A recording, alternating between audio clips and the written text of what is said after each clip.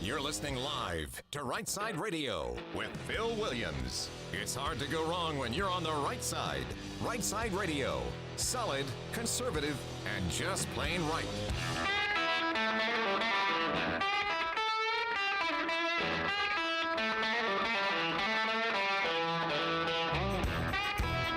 Alabama's syndicated news talk leader, Rightside Radio. Phil Williams live here from the Rightside studio. Local, state, national, man, we are covering down on all the issues. And how do we do it? Like the dude just said, we are solid, conservative, and just plain right. Even have the T-shirts that say that. Hey, welcome to the show, you guys. It is 2:06 p.m. Today is August the 2nd. We got a full-on show for you. Got breaking news. We got some things that are happening around the state you're going to want to hear about. We got an interview with a former Navy SEAL who is running to be the sheriff of Jefferson County.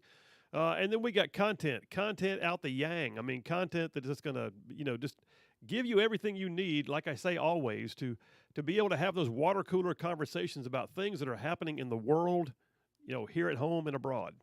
All that to say, it's a good day. There's a lot of things happening. Despite the news, it's still a good day. And hey, Boomer's running the board. Boomer, how you doing, bud? Doing great. It's a good day, man. Great day. It's a good. I like your shirt, by the way. You got the Rightside Ruffian shirt on today. I do. It's my favorite.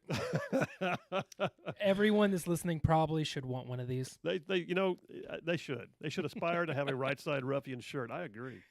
All right, listen, get that triple dipper sound effect there ready for us, my man. So here's some things that are happening. First of all, just had a call a moment ago from Craig Monger. He's a reporter with 1819 News. Got a really gruesome breaking story out of Tallapoosa County that he's going to fill us in on. He's been down there dealing with it. That'll be at about 2:24. Then at 2:30, going to do our weekly segment that I love doing. Boomer and the Birdman. That's going to be at 2:30. Then at 3 o'clock, Jared Hudson. He's a candidate for Jefferson County Sheriff. He's the only Republican on the ticket. He's a former Navy SEAL. I'm telling you, this is a candidate to watch right here. I can't wait to get him in studio. We're going to talk to him at 3 o'clock. And then, on top of all that, we still got a triple dipper. So, yeah, hit it. The Triple Dipper. 3 stories you've got to know. That's right, Triple Dipper. 3 stories, 3 themes, if you will, that we're going to run today's show on. Number 1, cut off the head of the snake. Well, we just did yesterday, apparently. Ayman al-Zawahiri taken out by a CIA Predator drone. I'll talk about that in a few minutes more. But yeah, number 1, cut off the head of the snake. Number 2, border. What border? Is there a border? Do we have a southern border? Not much of one, if any. We'll talk about that at number 2 on the Triple Dipper. And then number 3, I brought this to your attention last week. I've got to advance on this story. I'm calling it Payback What? So, yeah, payback. Payback what? Well, the state of Alabama apparently paid out unemployment compensation to folks during the pandemic. And now it believes that it paid out $168 million in overpayments, and it wants them back. Do they understand the world at all? Anyway, we'll talk about that, number 3 on the Triple Dipper. Okay, but that being said, you know the deal. I always start off by giving you my opening comments, and my opening comments right now are fresh. They are right off the news cycle, and there's a lot of things happening in the news cycle. I can probably get to all of it in 3 hours, but here's the bottom line. You may have already heard. Ayman al-Zawahiri is dead. Good riddance, I say. I won't grieve for a second. Zawahiri has been long known as the mastermind of 9/11, so in essence, he is the author of the plan that killed thousands of Americans and sparked the global war on terror. And in that global war, thousands and thousands and thousands more died. We can't forget that. We should never forget that. I remember once I was with a group of other officers in training. We were asked to go around the room, add some personal commentary to a study of geopolitical and military issues in the post-9/11 world. One of the guys sitting next to me told how he had worked until about a month prior to 9/11 in one of the upper floors of one of the Twin Towers. He went through a job change. He had moved to another office across the Hudson in New Jersey, and on 9/11 he watched from a distance as the towers fell and scores of his friends and coworkers died while he watched out the window. I have another friend, one of my closest friends through high school and college. He was on a business trip to D.C. on 9/11. He was there for a military defense contracting meeting. They met at the Navy building adjacent to the Pentagon. They felt the plane go over the building low, even though they were in a windowless room, and then suddenly someone ran in, interrupted the meeting, and told them they had to evacuate and literally just to get away. He spent all morning running and moving with the crowds on foot until a very gracious stranger took he and several others into his home and let them stay the night. Another friend of mine from the office where I worked in the Pentagon told me of the day that he was upstairs when the plane hit. The hallways filled up with smoke and debris, and chaos became the norm, and the flames and destruction wiped out 1/5 of the Pentagon structure. Somehow he found a phone that still worked, and he called down to his coworkers in the third-level basement where he and I later worked together. They were so deep underground they hadn't even felt it happen, and it was likely his phone call that got them out. These stories go on and on. You can ask most folks where they were when they heard the planes hit the towers. I can remember it vividly. It was a beautiful morning, and I had the top off my Jeep. I was driving to pick up a guy that needed a ride to work. On the way, I had a local radio talk show on, and someone called in and told the host that something was going on in New York. You know, something about a plane had gotten off course and hit one of the Twin Towers. I was thinking it was like a Cessna with a student pilot or something.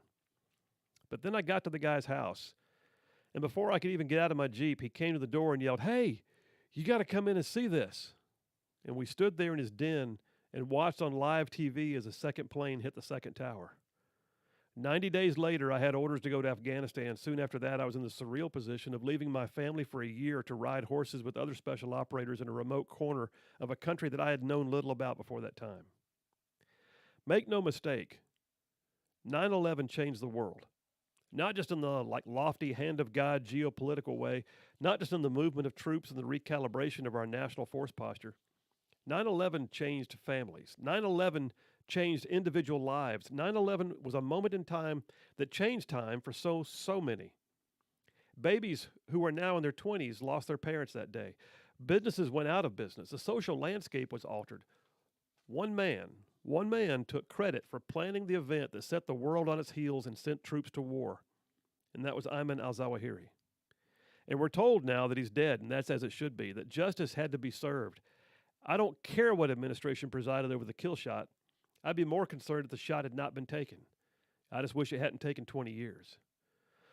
So yesterday, President Biden spoke to the nation to affirm that intelligence had confirmed that Zawahiri was in Kabul, the capital of Afghanistan, and to further affirm that his intel sources had told him the CIA drone strike to take out Zawahiri was successful. I hope that's true. I hope the U.S. has some measure of forensic evidence that the architect of 9/11 is in fact gone. But here are some concerns that I have related to the president's address to the nation. You ready? First of all, why was it necessary for the president to emphatically state that none of Zawahiri's family had died in the drone strike? That there was no collateral damage? Why should America care deeply about whether or not the mastermind of the plan that robbed so many of their closest loved ones was surgically removed from the earth with no loss of life among his own loved ones? I'll be honest, I don't think anyone in the entire United States was leaning forward in their chairs yesterday, asking their TV screens, "But Mr. President, what about his family? Are they okay?" No, it never occurred to anyone outside of the current occupancy of the White House that was a thing that had to be addressed. I would like to think they did not delay the mission and risk losing the opportunity to take him out because they were waiting for his wife to go to the store or his brother to leave for work. Don't sugarcoat this thing. You took out the bad guy. Hard stop. But here's something else. Why was the leader of al-Qaeda hiding and yet not hiding openly in the same country where we just fought for 20 years to deny terrorists a safe haven? I mean, he was literally living with his family in Kabul, Afghanistan, of all places. I've been to Kabul. It's a big city. But come on. My takeaway is that we recklessly pulled out without an orderly withdrawal, left Afghanistan reeling from our exit, threw the Taliban back into power, and they called up Ayman al-Zawahiri and said, "Hey, come on home." So don't sugarcoat it, Mr. President. You took out the bad guy, but the bad guy was not where he was supposed to be. He was exactly where you told us he would not be. Hard stop. Then there's the strike itself, a CIA Predator drone firing Hellfire missiles. Now, Biden told us when he jerked us out of Afghanistan the way he did that we would be able to conduct over-the-horizon operations as needed. Technically, that's what happened here, but I will tell you this. There's no way in my mind that adequate target acquisition occurred in a crowded urban setting without some kind of boots-on-the-ground human intelligence. Someone had to confirm the target from the ground. Someone had to give real-time data to the trigger pullers. Someone had to conduct post-blast bomb damage assessment to confirm the target was eliminated. Don't sugarcoat this.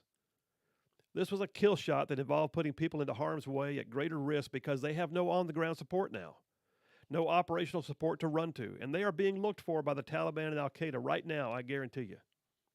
You still have ground assets in play, Mr. President, and they are operating at much greater risk now than they would have if the Biden administration had not created the sucking vacuum of governmental collapse in Afghanistan. Hard stop. So yeah, Ayman al-Zawahiri is dead, they say. I'm fine with that. If the strike was truly confirmed, then justice has been served. But don't sugarcoat it, Mr. President. Don't mitigate the message with bleeding heart platitudes. Don't deny the mess that led to it. And don't claim that you saved the world. Don't sugarcoat it. Ayman al-Zawahiri is dead. Hard stop. And that's a wrap for the Right Side Way. Well, there you have it. They say he's dead. I hope that's true. I hope it is. But there is no way in the world that should have happened in Kabul, Afghanistan. There's no way in the world that happened without having human intelligence boots on the ground giving live intel to the folks in D.C.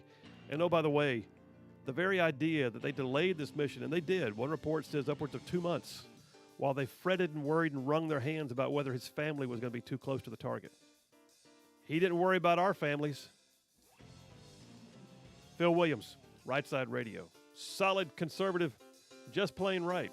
We'll be right back.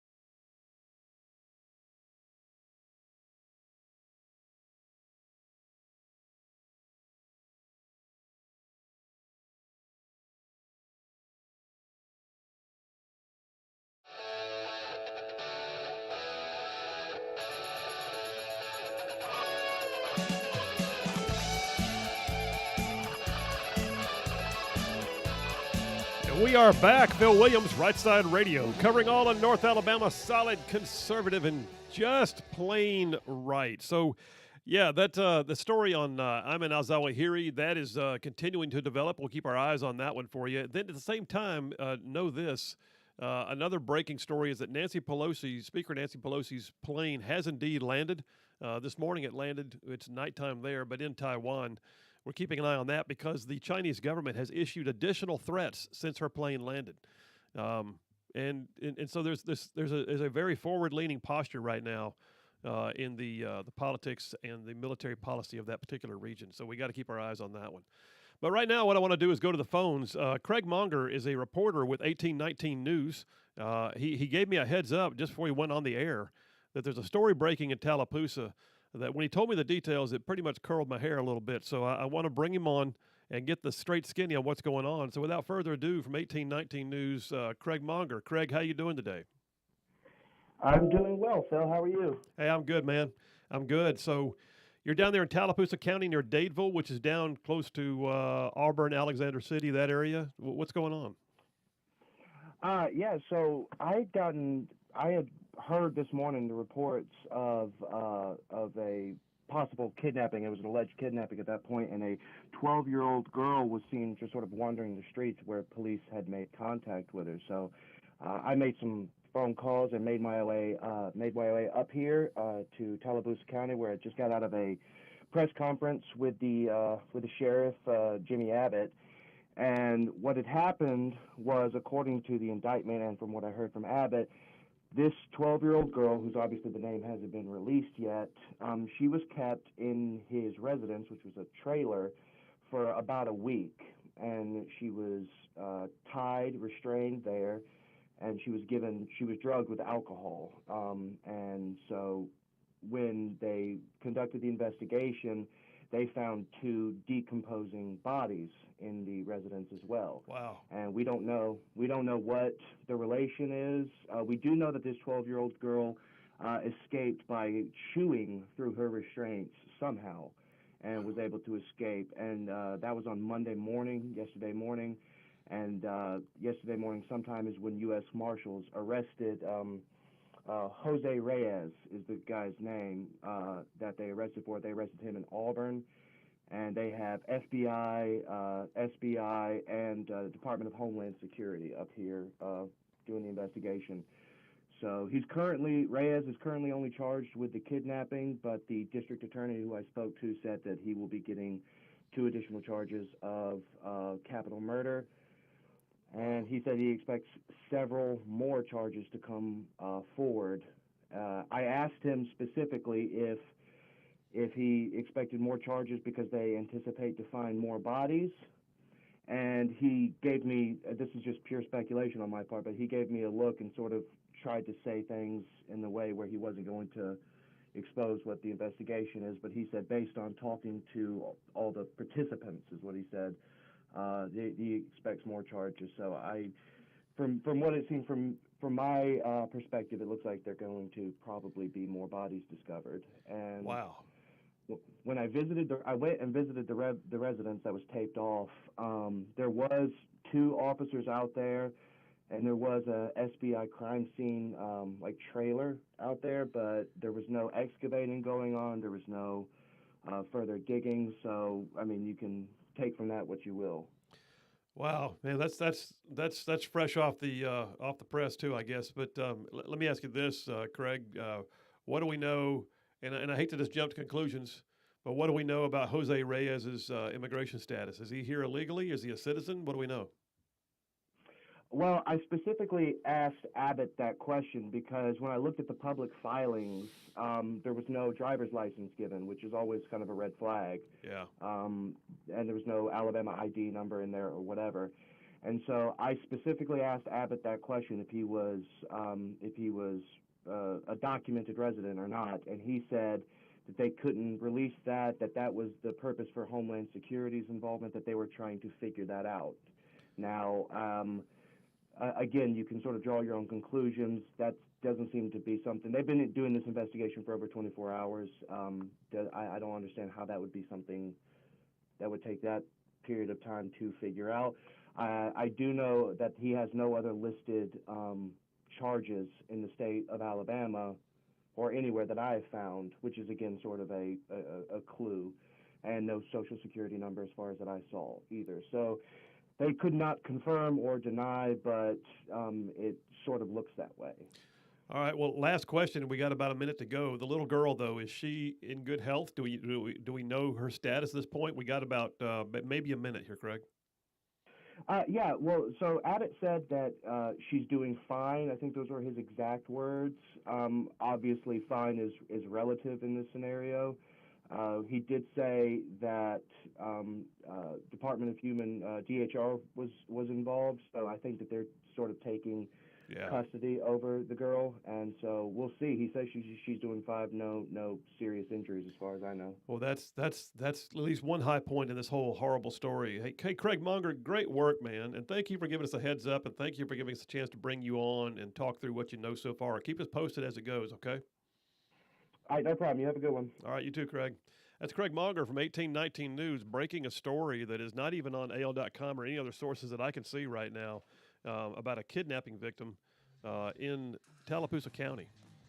A little girl apparently chewed her way through the ropes or whatever was binding her, got away. The subsequent investigation revealed not only the perpetrator himself, but two other decomposing bodies. And now speculation exists that we may have somebody who's a serial perpetrator of some kind.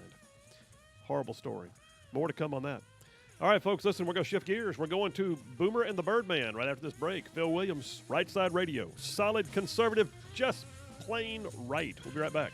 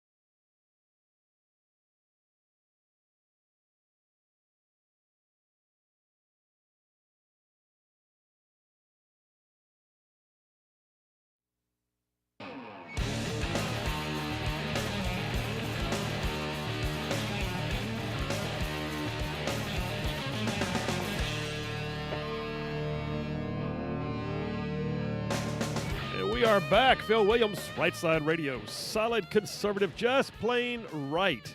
Saving the world one soundbite at a time, I like to say. Well, all right. This is one of my favorite segments. Every single week we do this. We get together, but the crew gets together here. I mean, listen, I get to be like the voice on the microphone, right? But I can't do this stuff without knowledgeable people who just do good work, who, by the way, have their own opinions about things. You hear Boomer once in a while on the microphone, and every so often we bring the Birdman in from working in the outhouse to work in-house with us. So let me do a little roll call. Of course, Boomer, you are indeed here. You have been the entire time. Right here. Right there. And then coming at us right now is the Birdman. Birdman, are you with us? I sure am. You sure is. Hey, listen, before we do the segment, I got to go ahead and make the announcement because you guys are here to talk through it a bit. So, folks, if you're not aware, we just had an amazing opportunity for a super interview with none other than the Motor City Madman, Ted Nugent. You guys were a part of that. We're going to be airing this tomorrow at 2:30. So Birdman is right now in the middle of dropping in the occasional beep to block out certain words so we don't get fined by the FCC.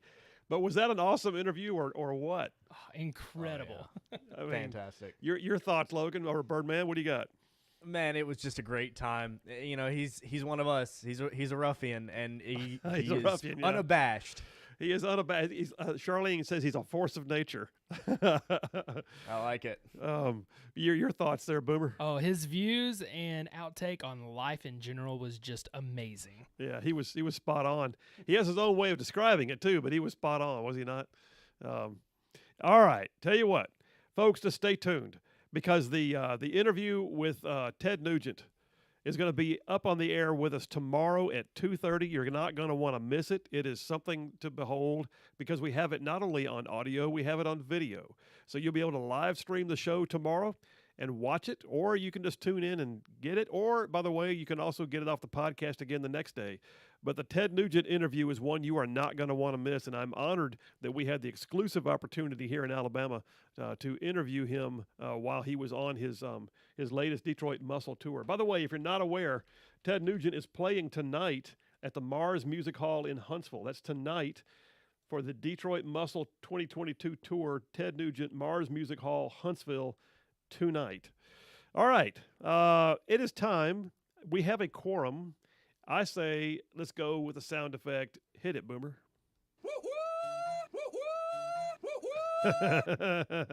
Okay, that's my favorite camel. All right, fellas, you know the rules. I got a question. I throw it out there. You tell me your thoughts, unabashed, what you got. First question, you ready? Al-Qaeda leader Ayman al-Zawahiri was taken out yesterday, all right? He was the planner of 9/11. What are your thoughts on it? Was it a good kill? Memories of 9/11? Just in general, what are your thoughts? I'll start with you, Birdman. Oh yeah, good kill. I mean, listen, I don't really have any patience for this at this point. You know, we're still dealing with the after effects of 9/11, and you touched on it earlier. You know, pulling out of Afghanistan and all of this. You know, the planner of one of our nation's biggest tragedies. You know, I have very little patience for. So, you know, every year on September 11th, I go back and I spend the day kind of in thought and in reflection on what happened that day, because it's history and it's important history, and it's not one that we can forget as a nation. No, nor should we. And I know you're the youngest of the group here. You were young at the time, but it's still something you pay attention to. Oh yeah, I don't remember any of it. I mean, I was too young for it. Yeah. So, but it's my responsibility as an American to know and learn and to continue that. Yeah, you know, and it's interesting you say that because there was a group of high school students in the Gadsden area when I was in the state Senate. And Boomer, you may have seen it, but over there by the Gadsden Mall, and another one all the way down by the exit from 411 into St. Clair County, there are signs up that say Iraq and Afghanistan Veterans Memorial Highway. And that was a group of students from Westbrook who decided to make it a project because they said that was the war of their generation. And Wow. so they wanted to name it. But it was. You may have been young, Birdman, but it was still the war of your generation that stemmed straight from that event. Your thoughts, Boomer? Good riddance. Yeah. Yeah, good Yeah. riddance. Yeah. The only thing that I really want to say is I wish it didn't take this long. Yeah, no kidding.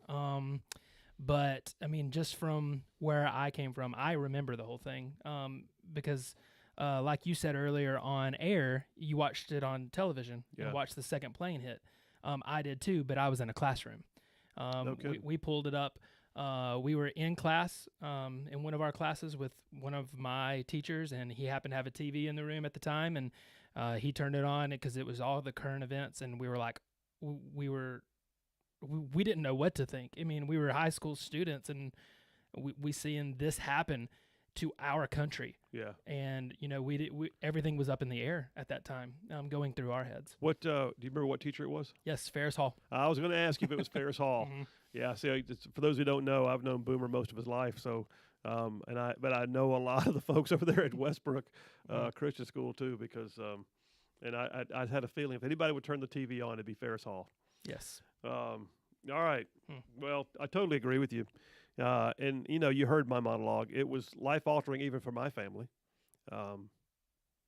It just was. I wound up having to spend a year away from my family because of it. Memories that I wouldn't take money for now, and I wouldn't want to repeat either. Proud to have served, proud to have been there, proud to have gone when I did. It was sometimes like living in a movie. At the same time, it was a hard year. It was a year away from my family. It was a year I'll never get back. And it was in large part because of this guy that got taken out yesterday. Wow. So I hope they confirm that kill. All right. Yes. Next question. Totally different subject. Totally. Let me just shift gears so hard you might not even know what road you're on. You ready? So here's the deal. The Alabama Department of Labor is the department responsible for paying out unemployment compensation. When you lose your job and you have to apply for unemployment, the DOL is the one who oversees that process. And they draw it down from the Unemployment Compensation Fund, the UIC, the Unemployment Insurance Compensation Fund. Huge influx of dollars because of COVID and all that kind of stuff. So DOL has now determined, go figure, that they paid out something like $168 million in overpayments. And they're sending people a bill to pay it back. Like people are getting bills for $15,000 and $20,000 to pay back to the state. What in God's name? Your thoughts on this? Broomer, you're about to go apoplectic on me. So what do you I'm like, this is your fault. Why did you send them this money? I mean, know. Yes, people are in need. We're in need. And they received this money. I mean, how did they know that they were not supposed to get it? And why in the world are they asking for it back? I mean, I know why they're asking for it back, but I meant really? I mean, this is your fault, and now you're asking these citizens for money that they don't have. You're in a recession. Right. And people are dealing with inflation. And, and you send them a bill for $15,000 and people are having this is a huge blow. Let's put it that way. Which I'm not sure it's even saying it strong enough. I feel like I need to say something dramatic here, but the reality is people are having complete come aparts because they're getting a bill from the state of Alabama, and the state is saying, well, it's just too bad for your luck. We got to go ahead and collect on this. That's nuts. Is this happening in other states as well? I have heard this is happening in a few other places. I don't know if anybody is going after it as vigorously as Alabama. Wow. So, hey, Birdman, what do you think? Yeah, I'm going to piggyback off of what he just said because I agree for the most part. The thing that kind of boggles my mind is on one side of the coin, I'm sitting here thinking, if you overpay, they're always going to request money back or things like that. I mean, I just got a Visa gift card with like $3.04 from a company because we overpaid on a bill. I get that aspect, but when you have openly said that it's over $165 million in 2 years by, quote, a result or a culmination of small clerical errors, I don't have sympathy for your mistakes when they're this large. You're asking to sink people for something that they had no understanding of at the time. That's right. It's nonsense to put somebody in a position one way or another, put them in that position, and then 2 years later go, we want it back. and you're going to deal with it. Yeah. We didn't tell you, but you're going to deal with it, and it's going to sink you in some cases. Yeah, it absolutely would. There are people that are living paycheck to paycheck, and they want over half their paycheck. I mean, Yep. I heard somebody 20,000. Yeah, The exactly. woman lives day to day, and 20,000 is what they want from her. I mean, that's not chump change. No, dude. That's mean, like wow. That's like when you consider that the median family income in Alabama is $52,000 a year, 20,000 is what 40%? That's a chunk. All right. I tell you what, Boomer, let's do this. Let's go ahead and take the break right now. That's round 1 of Boomer and the Birdman. We will come back from that and wrap up Boomer and the Birdman. We may have to play the Camels again just to lighten the mood. All right, folks, stand by. Phil Williams, Right Side Radio. Solid, conservative, and just plain right.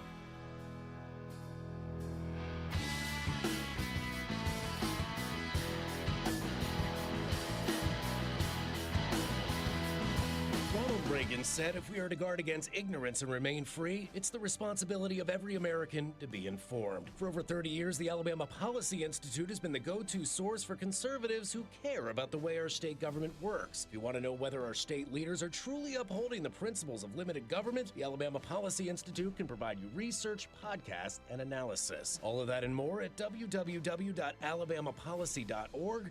The Alabama Policy Institute, Alabama's Watchman.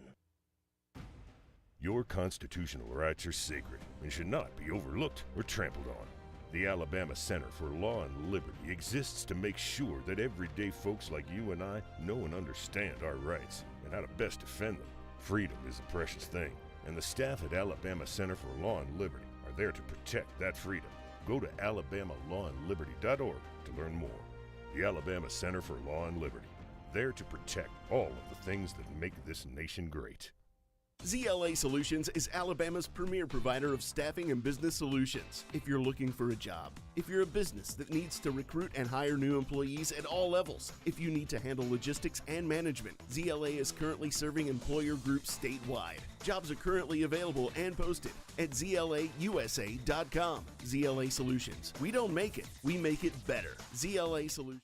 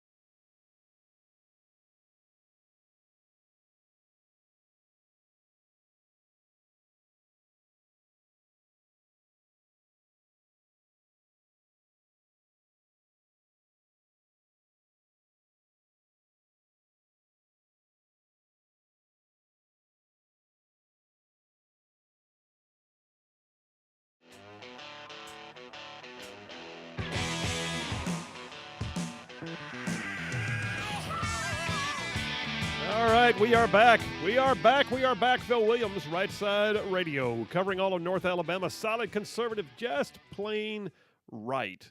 What do I like to say? Saving the world one soundbite at a time. All right, let me go back to my questions here. They're on my phone, so I'm just having to find it again. Okay, here we go. Yeah. All right, fellers.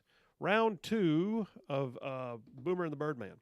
So we all right, we covered down on Alzella hearing. We covered down on the Department of Labor trying to bilk people out of money that they sent them. Oops, send it back, please. Let me ask you this, though. Speaking of money, all right, so you guys are in your 20s and 30s, respectively, all right? Where does the economy, the inflation rate, hit your age group the hardest, and why? And it might just be you speak from your household, but like speak from your age group if you can. Who's first here? Boomer, you going first? Yeah, I can go first. All right. So, like for me, okay, I actually wrote some things down just now because I was just looking online. And inflation, it really just irks me. I mean, I'm just furious about it. Okay, for us as my family, baby food.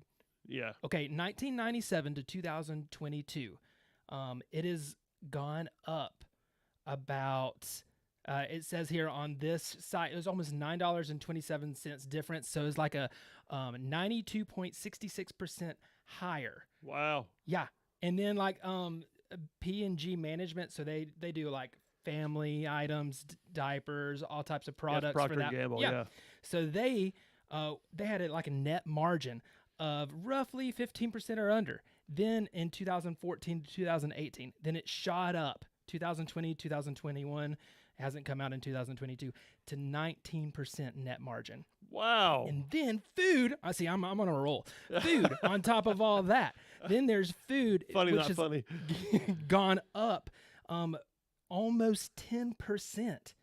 I mean, so household food like you would take home has gone up 10 to 11%. Out like when you go out to dinner and stuff, Yeah. that's like up 8.5 to 9.5%. So right now it's like slamming your household on food and baby items, especially. Yes, diapers, especially Yeah. formula. Well, you're Formula's off the back there, so- commute up in Nashville. You were commuting like crazy, but yes, at least the you're off gas. the gas prices right now, Right. right? And I don't have to go very far anymore, so Yeah. that's good.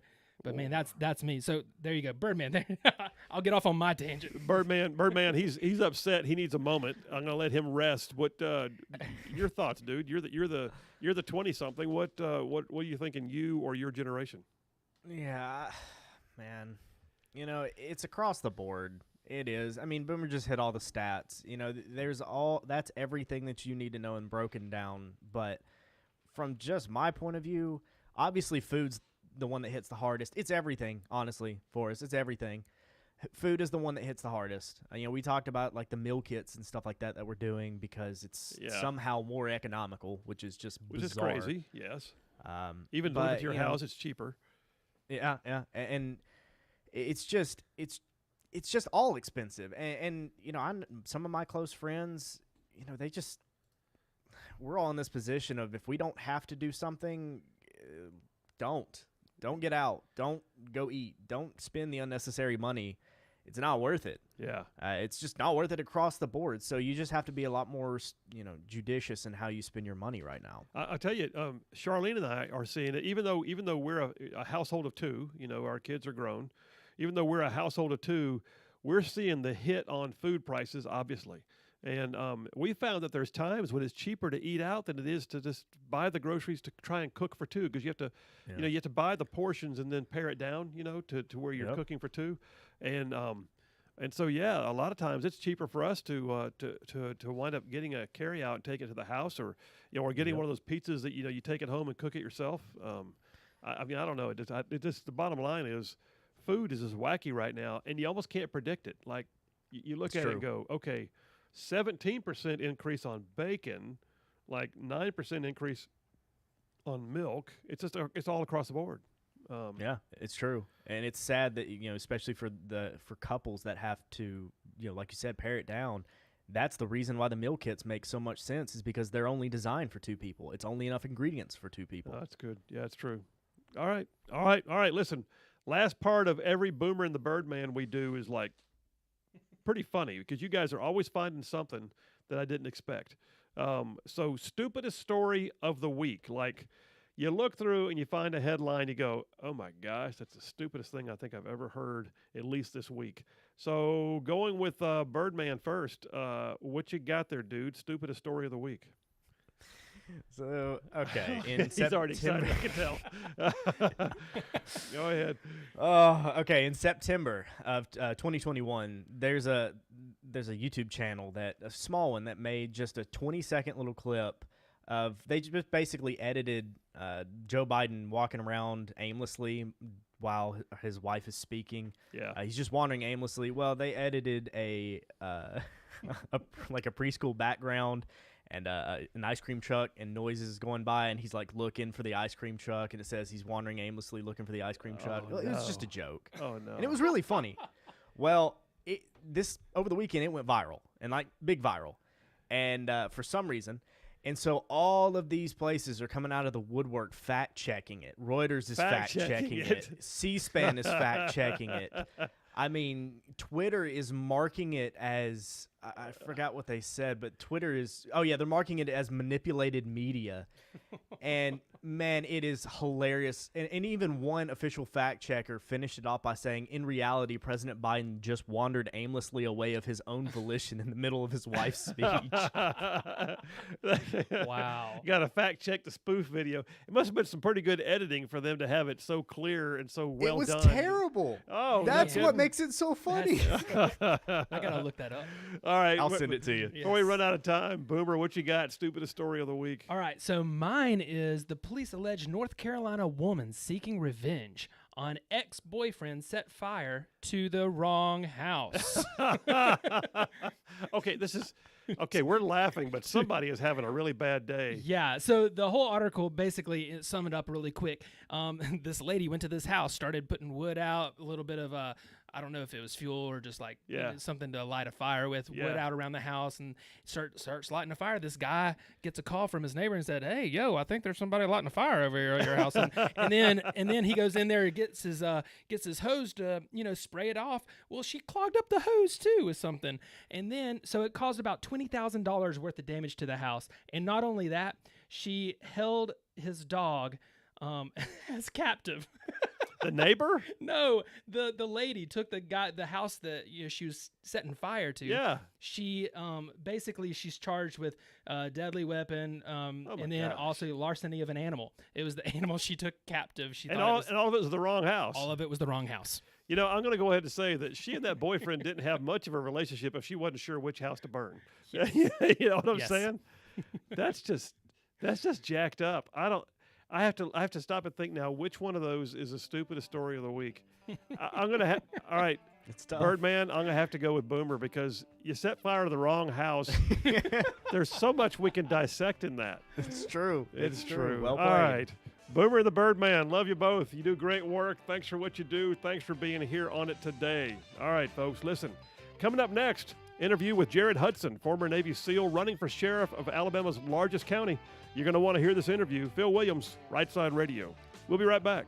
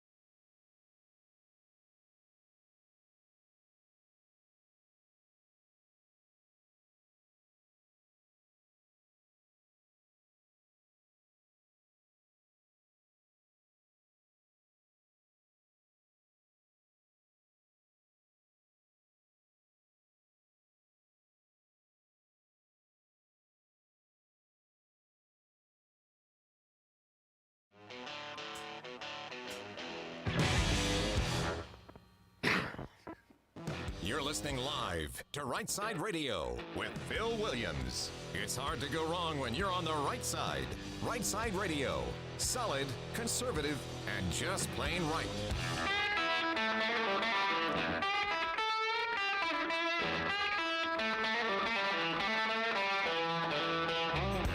Alabama's syndicated news talk leader, Rightside Radio. Phil Williams here, live from the Rightside studio. Local, state, national, man, we got all the stuff right here. Solid, conservative, just plain right. Well, I told you in the last hour you're going to meet somebody. He's been on the show twice, but it's the first time we've had a chance to be in studio together.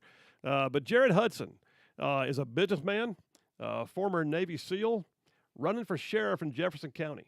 Got an amazing personal story, a man who doesn't mind sharing his faith, a man who certainly has a leadership background that certainly warrants leading the troops, if you will, from the Jeffco Sheriff's Office. And I'm pretty pleased to find he's running for sheriff. He's on the Republican ticket. He is the Republican candidate, and the election comes up this fall.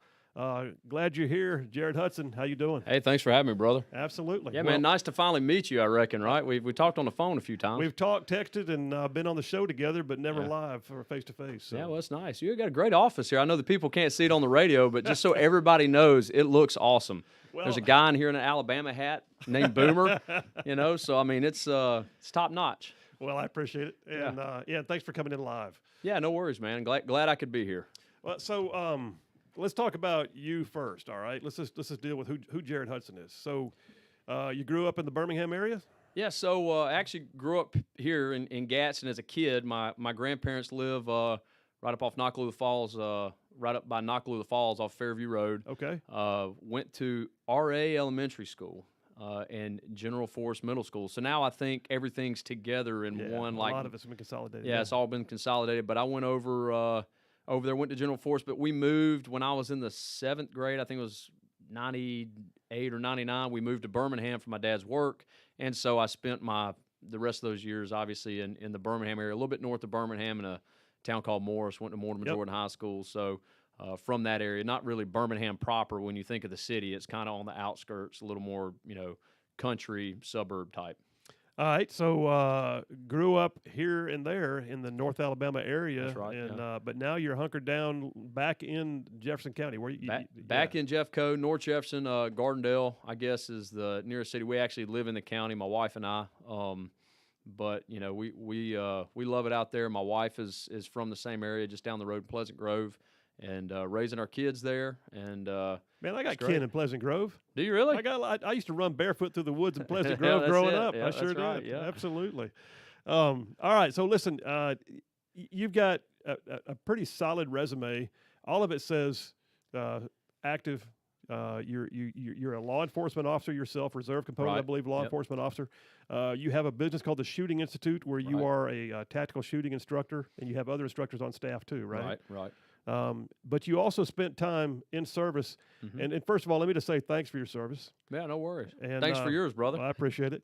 Thanks for your service, but at the same time, thanks even more because I know you enlisted during a time of war. That's right. Which to me is even a step up. So it was not like you enlisted for the GI Bill benefits during a time of peace and yada yada. No, it was a full-on war at the time, and you enlisted to go in the SEALs. Am I right? That's correct. Yeah. So at the front end of it, and I'll talk about this in just a second, but did a mission trip overseas. I was 18 years old when I did that. I actually just finished fire college up in Fort Payne, Alabama, and I was working at a Cabo Valley Fire District down in just outside of Birmingham on 280. And long story short, just felt the Lord prod in my heart. We were in Africa, felt the Lord prod in my heart to do something different. I didn't know what it was, and got home, talked with my dad. My dad's a pastor. Talked with him. He said, spend time praying about it, but why don't you think about the military? But he said, if you go to the military, do something different, do something special. Not that not joining the military is not special, but he was talking about special operations in particular because Bush had just set up you could do a contract to Rangers, to SEAL, to whatever, right? Yeah. And to be honest with you, I had my heart set on going to being a Ranger, right? Seeing Black Hawk Down, I was like, I want to go do the Ranger Delta thing, and so that's where that all started. But to kind of go back to that God prodding or moving my heart to do something, I'm a Christian, and I'm pretty unashamed about my beliefs as a Christian, but in political season, I've learned that everybody's a Christian, right? Everywhere you turn out, somebody's a Christian. They're going to say, "Yeah, I'm a Christian." Can't because swing a dead cat without hitting a Christian. dang straight, man. So, I mean, I have to actually say what that means. When I say I'm a Christian, I mean that Jesus Christ died on the cross, rose again on the third day for your sins and my sins, and it's through him and him alone, right? Yeah. I'm the way, the truth, and the life. No man comes to the Father on. except through me. So it's through him alone that we can have eternal life with God, or that we're reconciled with God. So that is what I mean when I say I'm a Christian. I'm a follower of Christ, a believer in Christ. And so as a believer in Christ, you hear God speaking to you. You do. And if you're a believer in Christ, and you know what I'm Absolutely. talking about. So when I say I had a calling, people who don't believe in God, they might understand a calling, but in reality, that calling came directly from God through my relationship with Christ. If you don't have that relationship, you might not be able to say you have that calling. And I think it's fair to say too, the Bible is filled with warriors. It's there are some out there who might say, "Well, you joined the military because God called you." Yeah, you know what? Absolutely. And David was a mighty man of God. And He David was. had his own group of men called the mighty men. Look at Joshua. He might have been one of the greatest warriors of all time, right? I named my son Joshua. So yeah. So I mean, and that is where, and my proclivities lean toward the military, that sort of stuff, just growing up as a kid. But as we go through, I was like, God, I don't know which one to join. As I looked at them all, we got the contract to see, hey, which contract is special operations. And in order, hardest to easiest, SEAL was the hardest, primarily because of the swim, but it had the hardest standards. The next hardest was actually the Air Force PJs, which, Air Force is, easy as pie. Sorry for you Air Force guys out there. But if you're going to say Rangers are at the bottom of the list, we're going to have a problem right Rangers here. were third. Oh, Rangers were okay. third. After So the Air Force PJs, to get your Ranger and your X-ray contract, which was, I think it was called X-ray contract, which was the SF.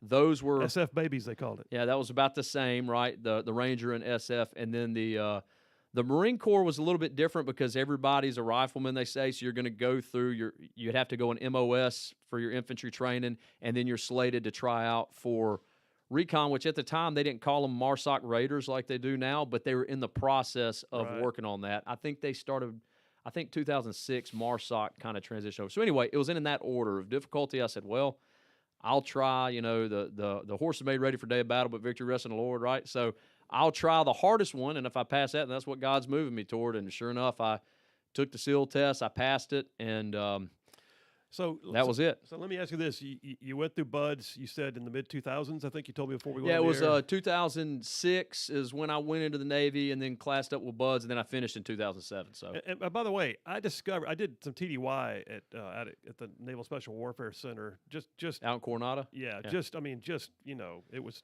no big deal. It was like office call kind of stuff. But anyway, I'm out there. People don't realize when they see pictures of SEALs shivering on the beach wet, it's because SEAL trainees. It's because it's freaking cold all year long. Oh yeah. So it one hell week I think this was February 2007. I think it was class 262 or 263. It might have been 263. It was going through hell week. Whenever it was, it snowed. It was flurrying on the beach. So in Coronado. So it did flurry those nights. I remember those. But yeah, the water's anywhere from 40, I think 45-ish degrees. Is the coldest I saw it, all the way up to in the 60s. But what they do is they just leave you in. If it's 57 degrees, they've got charts to leave you in long enough to get you to the edge of hypothermia, or even give you hypothermia. Yeah. And they just change how long they leave you in that cold water. And yeah, that definitely is cold water's a game changer, man.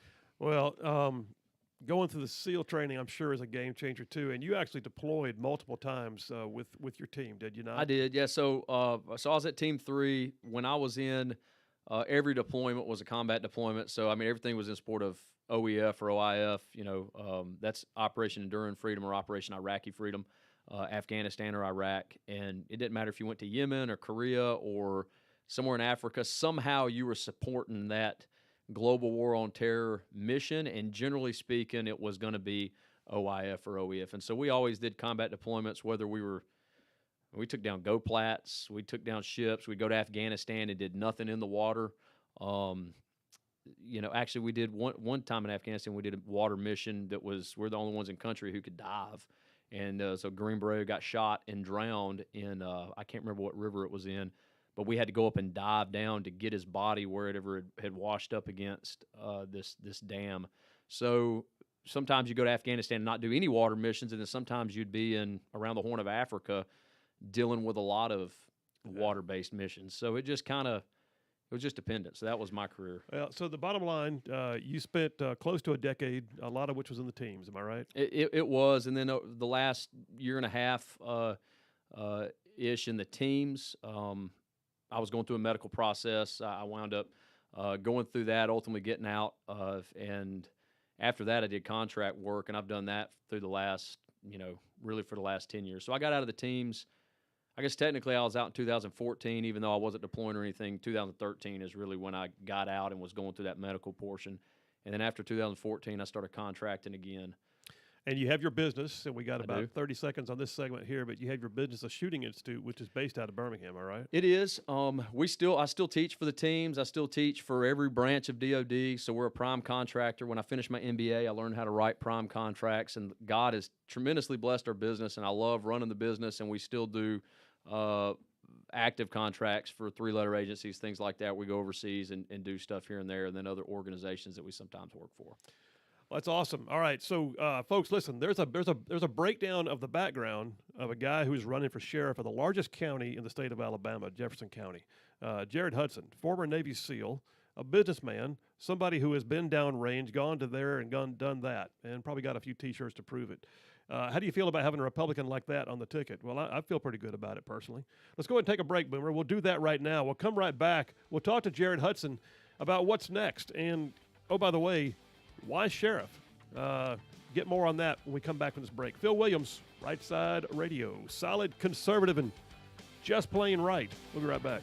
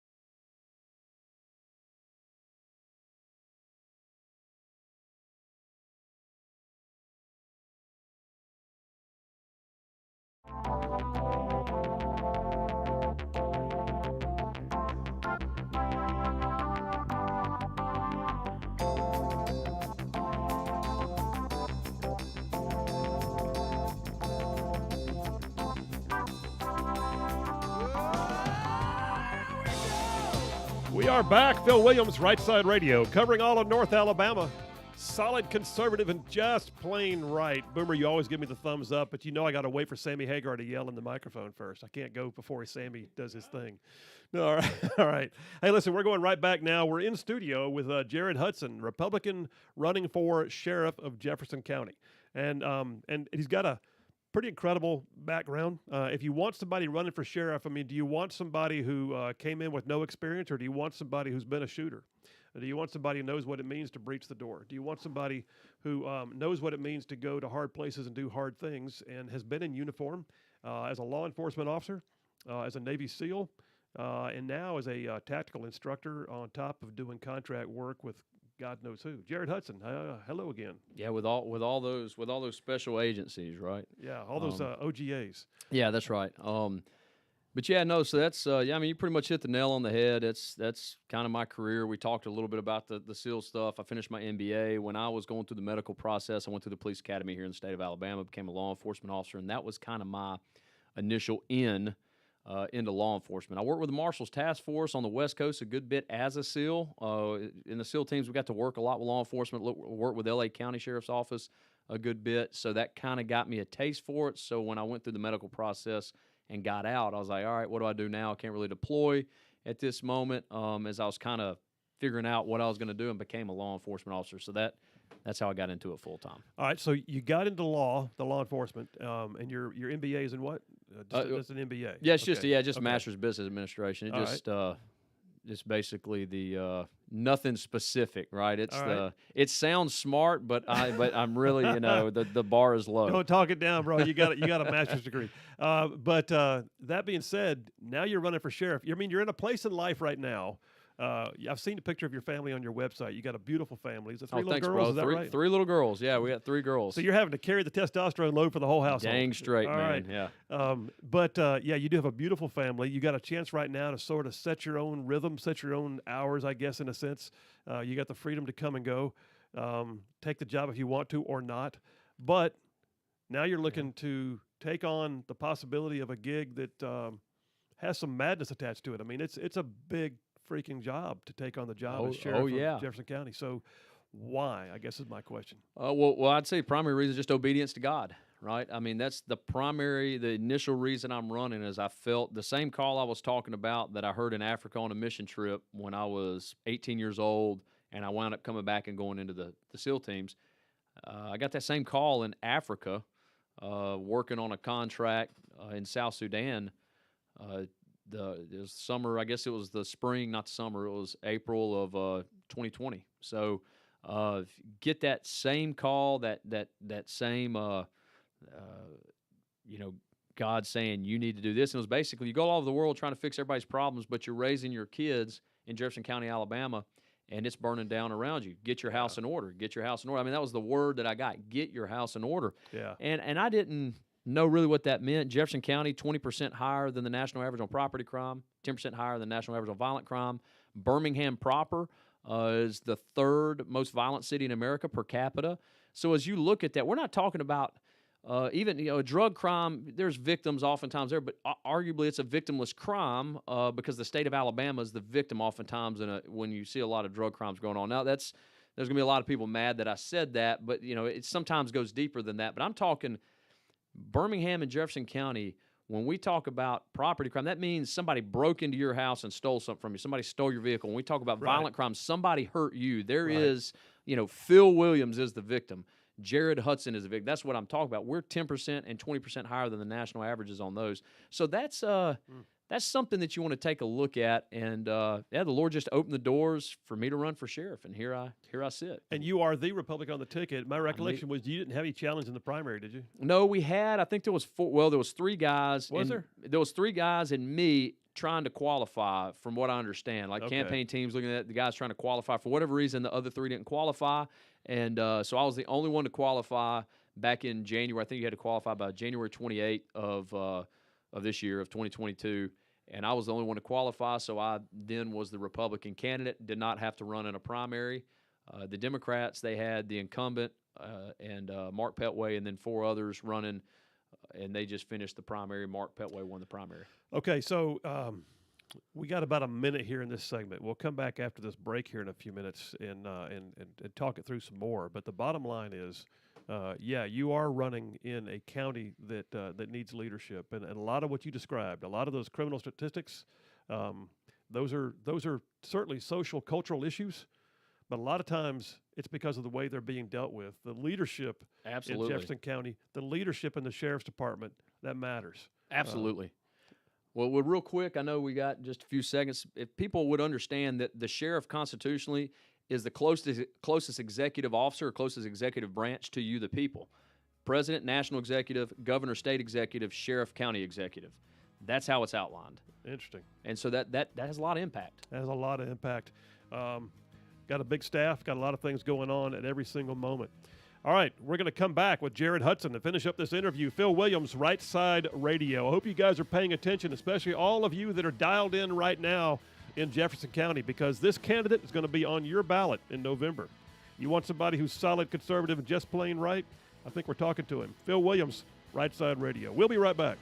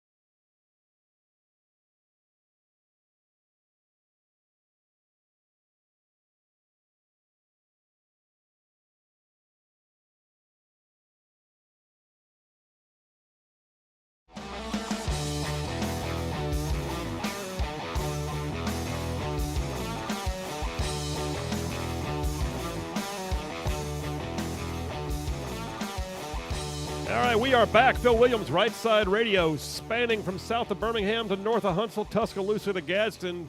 We got everything. Clanton to the Tennessee line, man. We are covering over half the state of Alabama, to include Jefferson County. And Jefferson County right now is the county, the largest county in the state, is the county that our guest, Jared Hudson, is running for sheriff. And so, Jared, you're in a weird position, man. So, like, when you joined the military, when you got into law enforcement, certainly there were people that were gatekeepers. I mean, there were instructors at Buds. There were instructors at the Law Enforcement Academy, I'm sure. And they may have held the gate, so to speak, as to whether you were allowed to go forward. In this particular case, you're in that weird position, and I know what it feels like when there's a whole lot of gatekeepers called voters. So it's not just like, okay, make sure the drill sergeant agrees that you've met the standards. You've got to literally be in a place where you've met a lot of people's standards. That's right, and it's it's funny you mentioned that. That's probably one of the hardest things, is because it's weird. It's super weird because you have somebody that says, hey, if you do this, I'll vote for you, even though they're conservative, they're Republican, they should vote for me anyway. But if you do this, I'll vote for you. And then another person says, hey, if you do the exact opposite of what that person said, I'll vote for you. And they're also conservative Republicans. So we're on the same side of the aisle, yet we get mad. So what I've learned is, politicians will oftentimes, they're ear ticklers. They'll say what somebody wants to hear, and they'll turn around and say the exact right. And we always say that, but I mean, I've really learned that's a lot of times what happens. They'll say the exact opposite to this guy over here that they just said to this guy just to get a vote. I won't do that. I mean, it's I'm gonna straight up tell you how it is. I'm gonna wind up making folks mad in Jefferson County. I'm gonna make people mad as a sheriff. But one thing I can guarantee you across the board, I'll guarantee you this. I will stand between you and whoever chooses to take your right to life, liberty, and property, as Locke talked about, or pursuit of happiness, as the Declaration of Independence says. I will stand between anybody who's trying to take that from you, whether it's a tyrant in government or whether it's a criminal on the street. It doesn't matter who it is. The job of the sheriff is to maintain peace in the county and then primarily maintain the jails and the courts as they are maintaining peace in the county. So, and that's the three constitutional. A lot of people say there's two constitutional things as sheriff. It's actually three. 1, jails, 2, courts, 3, investigate disturbances to the peace. And you and I have had lots of conversations. You actually came on the show and we did a full segment on school safety after the Uvalde shooting. Yep. And I know that SROs are going to be something that you have to look at and deal with. But the other piece of this is the leadership aspect for what I would say are the troops of our state, which are our law enforcement officers. Those are our troops, and taking care of the troops is a huge deal. The men and women of the Jefferson County Sheriff's Department, I'm sure you know a lot of them personally, and I'm sure you've interacted with them, and I'm sure a bunch of them know you're running. I don't know what kind of undercurrent you're hearing out of the rank and file, but tell me what you think. I'll say this. If they haven't been appointed by the current sheriff, they probably support me. I know that. I'm not big on disparaging anybody personally. I think I'm a better man for the job than the current guy in there, and I'll leave it at that. I'll let the Lord do the work on that end. I'm not going to disparage anybody or what they've done. And as a matter of fact, I've actually defended the current sheriff quite a few times. I know that their recruitment's down right now. I know they've lost about 50% of the department from what I've been told. Again, take that with a grain of salt. I think they're at about 250 deputies right now, from last I heard. And before he took over, they were at 570 sworn. And I probably had 200 to 300 admin personnel from what I was told. So it's almost a 1,000-person organization and about a $90 million budget, I think is what the county commission said Jeffco had. So if you're looking at a $100 million budget and 1,000 personnel, you got to have somebody with a good CEO mindset or administrative mindset. And at a minimum, the guy that's in there, I don't think has that. So, I mean, what you just described, I was an infantry battalion commander. And what you just described is about the force structure of an infantry battalion. Yeah, exactly right. You've got a full-on layout there with logistics, with troops, and all of it. Yeah. All right, so you don't want to disparage the guy. I get it, and I'm glad. But at the same time, you're not going there to be the exact same person that he is. Oh, yeah, 100% So what is it about Jared Hudson arriving on the scene as the sheriff that says, all right, these things I might keep in place, but this, and this going to be different, and here's why. What are you going to do? Well, I would argue right now the ship is sinking. I mean, and so if we're in a sinking ship, we've really got to start patching up some holes, and that takes a lot of change and a lot of work to patch up those holes so we can actually float and complete the mission. So I would argue Jefferson County Sheriff's Office is a sinking ship right now, from what I hear. Some of the main things I'll do different is, one, budgeting. Everybody in government, the government in general, this ain't just Jefferson County Sheriff's Office. Government in general is terrible with budget because they haven't had to create anything. They just ask for more. And so I would argue budgeting. I run a small business, started a nonprofit, was able to run that. I mean, doesn't matter. And in the SEAL teams, managed a $500 million budget for weapons and all that. As the lead sniper, that's what I dealt with. I can manage a budget, right? That's MBA 101. That's a standard business practice, is being able to manage your budget. I think you need that, and that's the primary thing to get things back on track. The second thing would be recruiting. It's not the current administration. Law enforcement, I mean, 595 officers just left NYPD out of 30,000, right? Yeah. So, Wow. I mean, it's talking with Mark Moon over in Blount County. They can't get guys in, so it's add a bad administration, let's say, where guys want to leave, to law enforcement just having low turnout for people wanting to be cops or sheriff's deputies now. That's problematic. Recruiting would be the next thing. And recruiting the right people for the job, not just having a warm body to fill a spot, but recruiting the right person for the job. And then the third thing, training. When you recruit the right person for the job, training that person so that they can effectively do whatever that job is they have to do, whether it's school resource, whether it's patrol, whether it's work the jail, whether it's some specialized unit. So that being said, too, filling out the ranks, running the budget, making sure the administrative matches the tactical, if you will.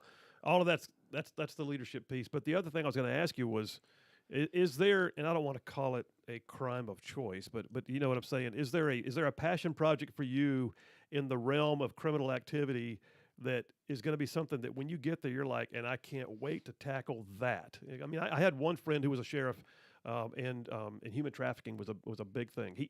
He was on everything, but that was like his passion project. Is there anything like that for you? Yeah, so human trafficking would be my passion project. I guess if I had you have that I have a 501c3. Covenant Rescue Group. You can go to covenantrescue.org and check out that nonprofit. My wife and I started it a few years ago. Josh Moody, he's the president of the board, and they run that, and they do a lot of great things. So check that out, support that organization. But that would be my passion. But I would say, I hate to call a lot of crimes victimless crimes, but working as an Alabama officer, I know, because you write, the victim is the state of Alabama, right? I want to seek after, and I want to crush and shut down, I mean, just give them the lumber, those who are impacting people's lives with violent crime and property crime. Because John Locke says the reason property is important, that's our outward expression of our right to life and liberty. So property is vitally important. Obviously, we understand why life is important. So my passion is, and human trafficking would fall under that, right? My passion is protecting people's lives and protecting people's properties from those folks who would take them. And the problem is we've, over the last 20 or 30 years in law enforcement, even in military, diplomacy has been in place. So a lot of times a cop shows up, we're going to respect the badge and the uniform. Well, guess what? They ain't working no more. You can't just show up and somebody respect you. So you got to show up and give them the lumber. So the pen is mightier than the sword, only as long as the sword's willing to back it. I'm wanting to be a sword that's willing to back it. Does that make sense? There's so many audio clips out of this interview that we can just use and feel good about. All right, that's good stuff, man. So let me ask you this. We got a few more minutes. Interagency operations are a big deal in the military, especially where you come from, the SOF environment, all right? JSOC is Joint Special Operations Command. That's the interagency of the Navy, the Army, all of them working together. And at times there's combined, air, land, whatever the case may be. That's military. But what I've also seen in the civilian sector is interagency law enforcement is a big deal, especially in emergency operations. When FEMA has to get involved, they all come together. Sheriff's Department is usually the first on the scene and dealing with things like tornado relief and whatever else, and has to be able to interagency operate. Right. I don't know what Birmingham and Jeffco relate to each other, or Homewood and Jeffco relate. Talk to me about the interagency workings of the Sheriff's Department and where you see that going. So the sheriff is the chief law enforcement officer of the county. Right. And so as the sheriff, it doesn't matter what city is in your county. That county is your county. You can operate in it wherever you want. However, generally speaking, because you're peace officers, there's some rapport built with other agencies. Luckily enough, I know through my company of, if not all, most of all the guys in the other agencies, and at least have some rapport there. So I would say it's as simple as, and the best way I can put it is, you come in humbly to somebody, come into a police chief, open hands. Hey, I'm not looking to get nothing from this. How can we help you? And if they say, hey, we need you to do this, this, and this, say, okay, we can do that. Or, sorry, I can't do that. This is what we can do, if that'll help. There's not a lot of humility within leadership and law enforcement. There's a lot of egos that I've seen, and the problem is turf wars. A lot of turf wars. Everybody's trying, especially in Jefferson County, everybody's trying to hold on to their own little kingdom. And the way you defeat that is, it's a principle of Christ, love Lord God with all your heart, soul, mind, and strength. I answer to God. I'm not the top dog. I answer to God. And then love your neighbor as yourself. I don't have to elevate you over me necessarily, even though there's some scripture that tells us to do that. But I don't have to elevate you over me, but we're at least on par. So go to those leaderships in those communities and say, how can we help? Hey, this is what we need. And you start knocking down those egos and doing the same thing with other counties as well, because criminals don't know jurisdiction. Only we do. My jurisdiction is Jefferson County, but if we got guys running up into Blount County, you better believe I'm going to call Mark Moon and say, hey, brother, I need some help here. Can we come in and work with you in your county? You want to come work? And if we start doing that, I think you're going to positively impact the crime problems we're seeing, at least stemming out of Birmingham. Because when that fire's burning hot in Jeffco, guess who else gets burned by it? Everybody else on the outskirts, right? Your Blount counties, your Shelby counties. Everybody else feels the heat from it. That's exactly right. Well, when I was a state senator, I used to go out and serve warrants with the drug task force in my area. And one of the things that really struck me, I did not know this, but the drug task force often works a lot with what they call the JSOG in our area, and that Joint Special Operations Group is basically almost like an interagency SWAT team. Yep. But they would get called out to other counties. Mm-hmm. I had no idea the level of interoperability that the counties had and how vital that was to the health and well-being of the communities that surrounded where that sheriff's department was. That's right. And they'll call them TFOs. You have state TFOs, you have federal TFOs. Without talking too much about it, I'm probably less for federal TFOs just simply because the numbers are so low right now. But a state TFO makes sense, at least based on the current numbers. Does that, because you don't have enough guys to fill every one of those task forces. But you're exactly right. A lot of interoperability between those agencies. Well, man, listen, we're down to it. Tell folks where they can find out more about you, find out more about your candidacy or whatever else. Yeah, go to JaredHudsonForSheriff.com, and you can find us on Facebook. Jared Hudson for Sheriff. There'll be a picture of my little face there, smiling. And there's we got an Instagram, we got YouTube, and podcast on Spotify and Applecast, all those things. So just get into the Twitter sphere, I guess, and start clicking. And you'll find us. We've got quite a few different platforms, and we're going to really start dropping stuff here over the next couple months as we get closer to November the 8th. And then on November 8th, if you're in Jefferson County, get out and vote. Bring family and friends to vote, and vote Jared Hudson for Sheriff. Yeah, vote, and vote often, right? Yeah, there you go. I didn't say that. Vote early, right. Vote often. Is that yeah. Hey, Jared Hudson, we wish you the best, brother, and thank you for your service. Thank you for being willing to get your feet, in the mud and get your hands dirty again. And thank you for your willingness to share your faith, and we appreciate it. Yeah, no worries. It'll be God's victory if we win. Horses made ready for day of battle, but victory rests in the Lord. I like it. All right, folks. Boomer, take us to a break, brother. We'll go ahead and wrap this one up, and we got about, another hour left? Basically an hour left. Folks, we got to vote, and we got to vote for candidates that are going to do the job that we want them to do, not the ones that, maybe they'll get around to. Phil Williams, Rightside Radio, solid, conservative, and just plain right. We'll be right back.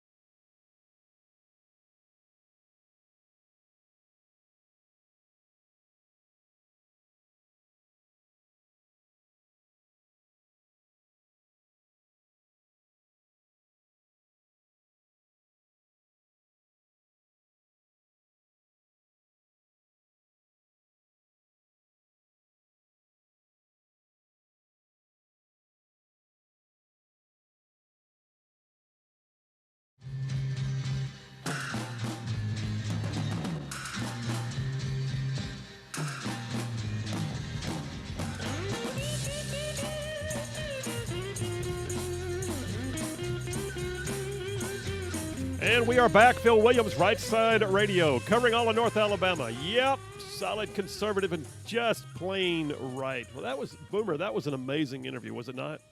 Wow. So that was just way cool. So, yeah, so a lot of folks don't realize the Rightside studio is actually now located in Gadsden. We actually set up, we cover all of North Alabama. I mean, the entire thing. Like, you can hear us on the radio almost anywhere. We live stream the show. We got a ton of followers in Huntsville, where I did a lot of my growing up.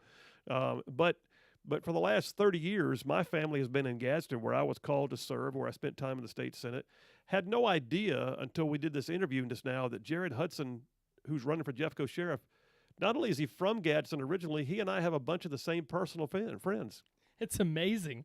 We were sitting here during the breaks going, and you know who? And you know what? And you know your aunt and uncle is who? I mean, that was crazy. But I love that. That's good stuff. And in fact, would you say you used to babysit his cousins or something like that when they were little? That's right. Yeah, I did. Oh, man, that's crazy. I mean, so everybody needs to get out on November 8th, right? Yeah, I'm saying in Jefferson County, I mean, everybody needs to get out and vote no matter what. Absolutely. And in fact, I don't even care. I'll say this loosely because I want Republicans to win. I don't care who you're voting for. If you don't vote, you're abdicating one of your basically one of your dearest rights, if you will. But that being said, if you're in Jefferson County and you want a sheriff who sounds like the one you just heard, well, that's the one you're voting for. All right. Conservative Republicans, y'all need to know that you've got somebody on the ticket who has not only been there and done that, who's not only had the T-shirt, for the time served, but he literally loves the Lord, and he makes no bones about it. And oh, by the way, the man's got an MBA. He's got almost a decade in the SEALs. He's got multiple combat deployments. He's a firearms instructor. He's already a law enforcement officer. And oh, by the way, he's running for sheriff. So how about it? And also too, one of the things that really caught my attention, and we didn't get to talk about it much because we ran out of time, is he is very involved. He's got a 501c3 called the Covenant Rescue Group, which deals with human trafficking firsthand, and that's a huge deal. All right, listen, we're gonna head into the next hour here in a minute, but I got to tell you, here's something else that's way cool about Rightside Radio. As the word gets out about this show, it's beginning to attract opportunities and possibilities and guests that are pretty cool. So Boomer and I spent our morning doing a full-on, no-holds-barred interview with none other than Ted Nugent. How cool was that, Boomer? Oh, it was incredible. There was nothing held back. No. Nothing. Might be a tad of editing that has to be done. That's okay. That's okay. But Ted Nugent is we're gonna play that live tomorrow. I say live. We're gonna replay it for you tomorrow at 2:30. So you got to tune in tomorrow. Those of you that are in Birmingham, we're doing it in the 2:30 hour to make sure that it's on at a time when you can hear it. All right. So 2:30 to probably what do you think total length of time is going to be? Probably 3:15. 3:50. Yeah. Probably 3:15. We just kept going. We just kept going. It never stopped. He was having a good time, and so were we. Oh, it was a blast. And I got to tell him. What was really cool for me too was on a personal note, I got to thank him because he and Toby Keith came to Baghdad while I was there. I got his autograph in Baghdad in 2004, and I got to tell him the story and show him the autograph on the video, which was cool. That was really cool. He got on to me too. He got on to you. He did. Apparently, it was my fault though. Yeah, you didn't play his music as a bump music. So we had literally part of the bump was an Aerosmith song, and he starts going, "What are you doing? Why would you play Aerosmith when you've got Ted Nugent on the air? What is happening right now?" And he had a few choice words. Yes, he did. Hey, Boomer, you got cussed out by Ted Nugent. I did. I can say that now. All right, listen, we're going to move over to the Triple Dipper when we get back from this. We've had a full show. We've had breaking news. Of course, we had the Right Side Way monologue about Zawahiri being taken out, and we've had Boomer and the Birdman, which was great. And we just had an amazing interview. We spent the better part of an hour with Jared Hudson, who is running for sheriff of Jefferson County. Those of you that are in Birmingham, we're signing off with you now. You're going to be picked up by my friend Greg Davis, Priority Talk. But those of you in Huntsville, we're staying on board, man. We got another hour. Phil Williams, Right Side Radio. Solid conservative and just plain right. Y'all stay tuned. We'll be right back.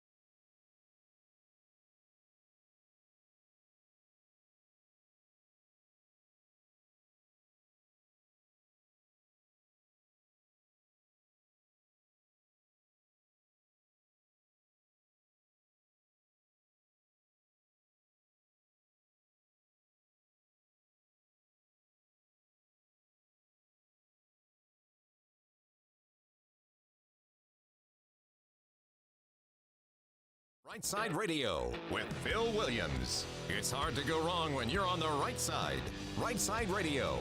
Solid, conservative, and just plain right.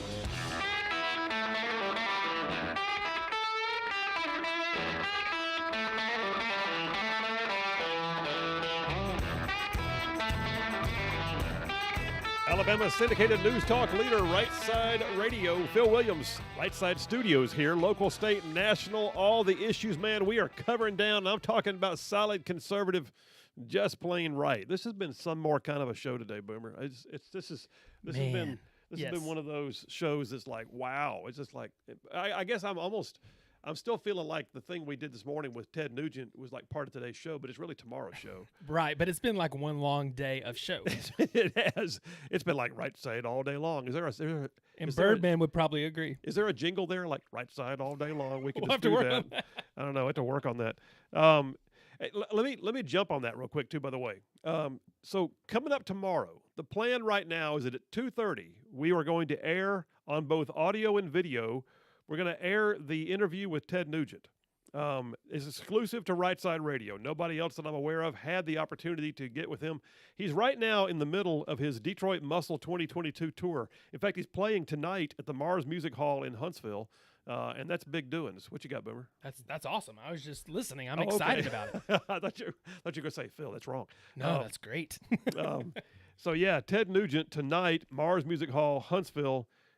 He's got a new album, by the way. The guy's he's been rocking now for like over 5 decades. In fact, it's kind of funny. At one point in the interview, he says, "Phil, it's been more than 5 decades. It's been more like 6.5 decades."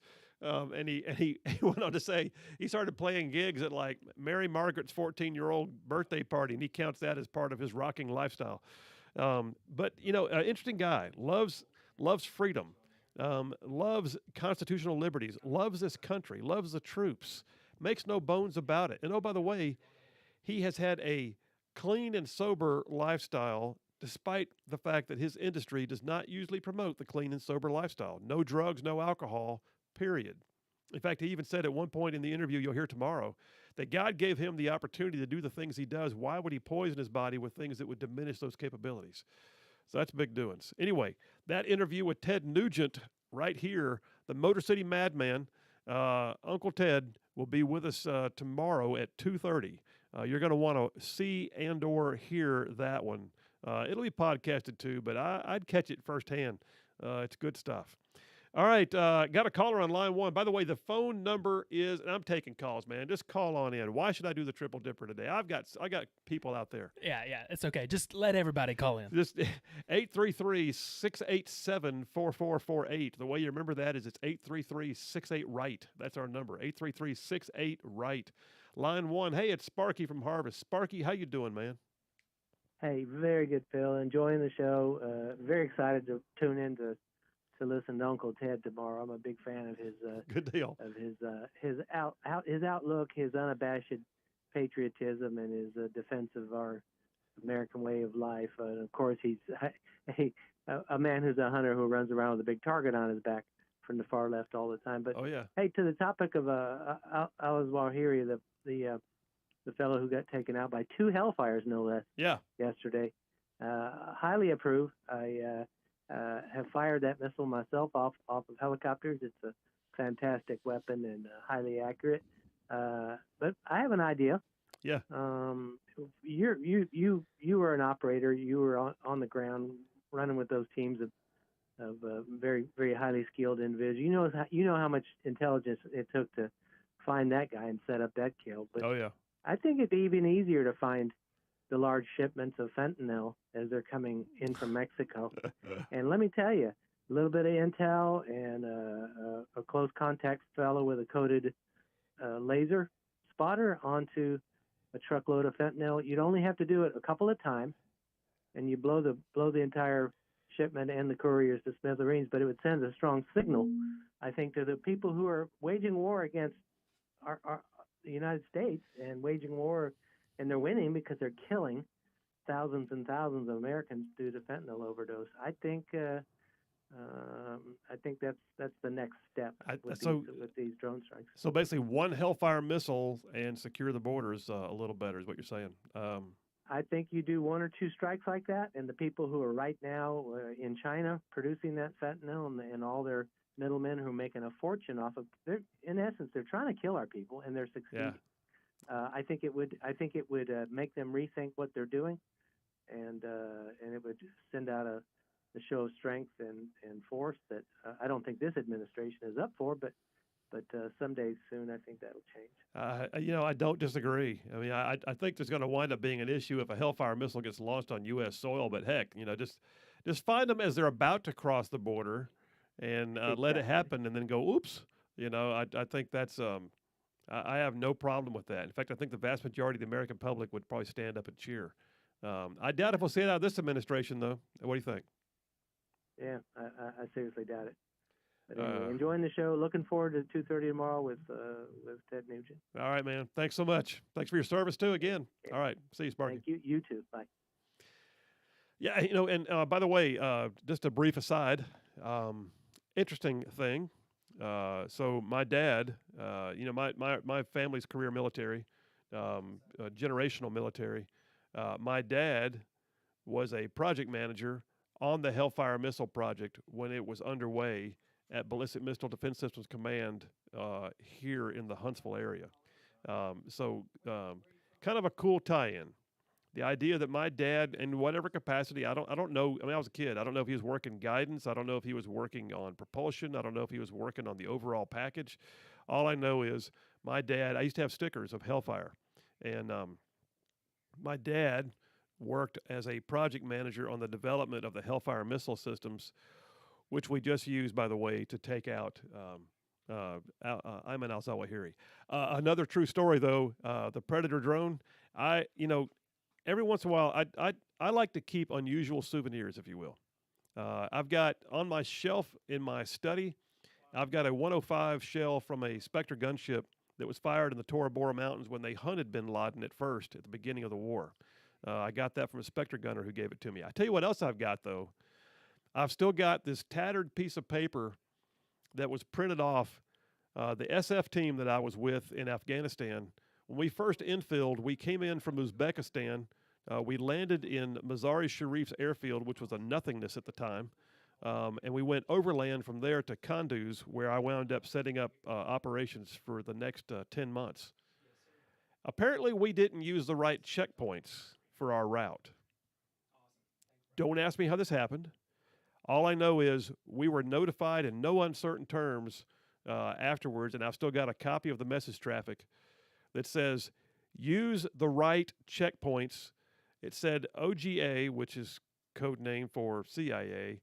Predator identified your convoy as a potential target, and you were almost taken out by a Predator drone. So it's a heck of a thing. It's a sobering thing because we're driving civilian vehicles.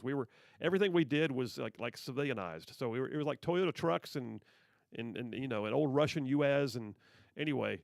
And I still got the message traffic that says that our convoy was targeted by Predator because we had not used the proper checkpoints, and therefore we were not identified as a friendly convoy. That's pretty sobering. I got a caller on line one. Boomer, we good? Yeah. All right. Line one. Brian from Malton. Hey man, how you doing today? Hey, Phil, I'm a first-time caller, and I've been listening to you for a while now, and boy, I just love your program. Well, I appreciate that. Thank you so much, sir. Yes, sir. It is great. I guess it was last week. When they were winding up these, I call it the kangaroo court against Trump, where they had different speakers to come up, and I had avoided even listening to any of those until I think it was last Thursday. That may have been the night they wound it up. But I was actually looking for my favorite TV program, This Old House, and I ran across a lady speaking. And, of course, she had the American flag in the background. And I got to looking in the background, and I said, I don't believe I'm seeing what I'm seeing. But the great seal of the United States, with the eagle wings spread out and all. Right. It's a round seal, and it was very large in the background. Would you believe that thing was sitting on its side? On its side, like it was like it was not hanging right, like somebody had bumped it and it was still hanging, but it was hanging Right. wrong. It was sitting on its side, and I said, I don't believe this. And so I have a little cheap phone. I'm talking on the landline now, but I have a little old cheap flip phone, and I hurriedly got my flip phone out, and I took a picture of that off of the TV screen. And if you will give me a smartphone number, I'll have to enter that number in my little old flip phone in order to be able to send it to you, I think, is the way I have to do it. But I will send you that photo and let you see what you think about it. All right, brother. If flip phones can still exist, then we can make the technology work. So I'm going to tell you what, Brian. I appreciate you, man, and I'm going to let Boomer get the number to you right now. Don't hang up.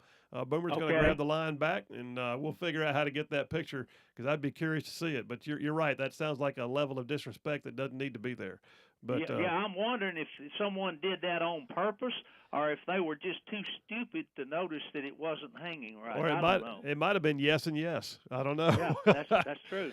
Hey, Okay, Brian, well, we I'll appreciate hang you. You on. hang on there. Boomer's going to get to you. Boomer, going to take us to a break, brother. It's right at that time already. So we'll go ahead and take this break right now. This is what a great show. I got a great audience. But and I tell you what, I did not see this gig coming this late in my life, but I'm having the time of my life right now. Phil Williams, Rightside Radio. I told Jared Hudson, it's Phil Williams Unchained these days. Rightside Radio. Solid conservative, just plain right. Y'all stay tuned. We'll be right back.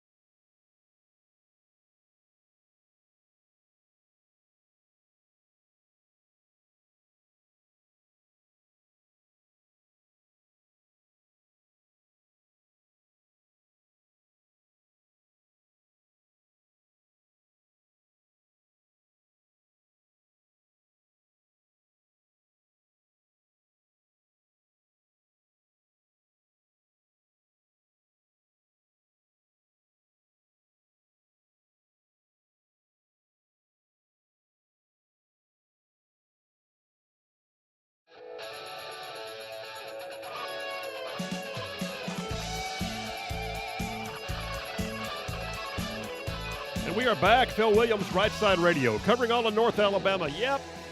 Solid, conservative, and just plain right. So, hey, listen, we got so much going on the show right now, but I'm going to go ahead and just prep it again for you. You got to tune in tomorrow at 2:30. Ted Nugent. We did an interview with Ted Nugent today because of his schedule. He was literally heading out to catch a flight to come to do his concert tonight in the at Mars Music Hall in Huntsville, the Ted Nugent Detroit Muscle 2022 tour. Anyway, Rightside Radio, thank you to our friend Mike from Owens Crossroads. Mike, shout out to you. But Mike from Owens Crossroads apparently been a friend of Ted's for quite a while. And so we connected and got the opportunity to do an exclusive interview with him. I mean, we went a good 45 minutes to close to an hour. So the better part of 2:30 to 3:30 tomorrow is going to be the interview with Ted Nugent. Y'all need to tune in for that one. And by the way, don't forget, there's multiple ways for you to catch this show. So here's the deal: rightsideradio.org. That's our website. Rightsideradio.org. Everything's on there. If I write an op-ed, which I do every single week, and it gets published in several periodicals, it's on there. If we do the show in podcast, which we do every single day, it's on there. If you're a podcaster, just know this: you literally you may want to dial into this, because where are we at, Boomer? 66,300 some odd downloads. Yeah, 66,300. I'm saying, man. So 66,300 downloads of the Right Side podcast. That's cool. They've also got the ability, by the way, if you are getting outside of what I call our overly broad AM/FM capabilities at Rightside, which means you're basically not in North Alabama anymore. You're I mean, if you're in Mobile, okay. But we cover from Clanton to the Tennessee line. We lap over into Tennessee, Georgia, Mississippi. But the signal that we have off of our affiliated stations, all of our syndicated stations, we're at 92.5 FM, 770 AM, Cumulus Broadcasting out of Huntsville. We're at WXJC 101.1 FM and WYDE 850 AM, Crawford Media out of Birmingham. And those combined signals cover some serious ground, let me tell you. All that to say, if you're getting outside of that broad range, rightsideradio.org, you got the option. Click on Listen Live. You can live stream the show anywhere you are. So I always tell folks in the big wide world, go to the World Wide Web, click on rightsideradio.org. Go click on, again, the Listen Live option, and no matter where you is, there we is. And then at the same time, we've got the newest thing going. So Boomer and Birdman are my tech savvies. I'm the guy that just looks at them with blank stares and says, if I push the little button, will I talk to somebody? And they always assure me, you will. Well, they fix it up now to where we have video going. So there's literally video of the Right Side studio going, well, even right now. So you can live stream. You're going to want to do that for Ted Nugent, by the way, because we've got Ted and I on screen together. Pretty cool. Hey, Boomer, before I forget, I think you've got a special message for somebody who's got a special day. I do, actually. Today is my son's 5th birthday. Today? Today. Little Happy man. birthday, Pax. Happy birthday, Pax. That is good stuff. All right, Uncle Phil is saying happy birthday to Pax. That is just cool. Yes, thank you. Yes, he is so excited, and I told him to be listening today, so I think he's going to be listening and probably jumping around right now. Well, yeah, so by the way, I had the greatest story yesterday. I told you this, Boomer, off air. So, folks, listen, Just Love Coffee Cafe has been one of our sponsors for months and months now. One of our direct sponsors to the show. And by the way, we are a separate standalone entity. We sell our own ad inventory, but Just Love Coffee Cafe has been with us. So yesterday, apparently, so my grandson and my son and daughter-in-law, we have 2 grandkids, and they turned the show on in the afternoons, right? And so I'm told that yesterday, and I forget how I did it. I said something like, I was saying something like about around this time, I said, well, it's almost go home time. And those of you that are going home, you'll be thinking, what am I doing for dinner? I don't know what I'm doing for dinner. And apparently my grandson stopped right then, and he calls me Cap. He stopped right then, threw his hands in the air and goes, I don't know what I'm doing for dinner either, Cap.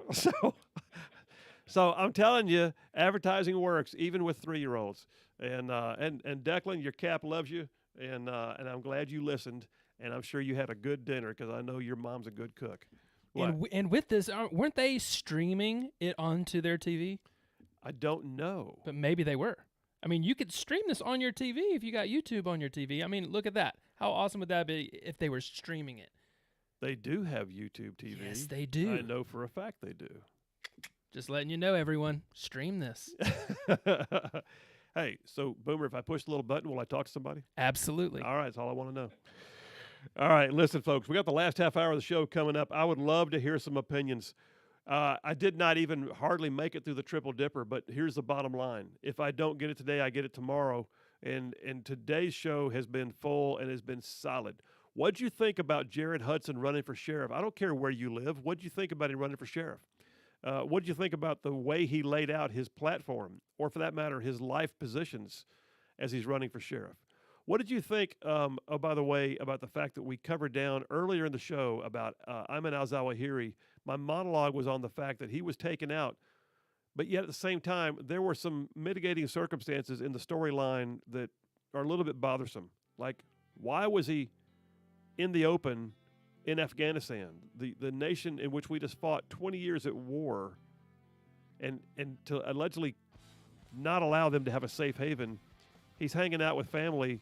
One story I've got says his daily routine was to hang out on the balcony, just out there in the open in Kabul, Afghanistan. Why? Comments from you, 833-68-RIGHT. That's our phone number, 833-687-4448. Phil Williams, Rightside Radio. We'll be right back.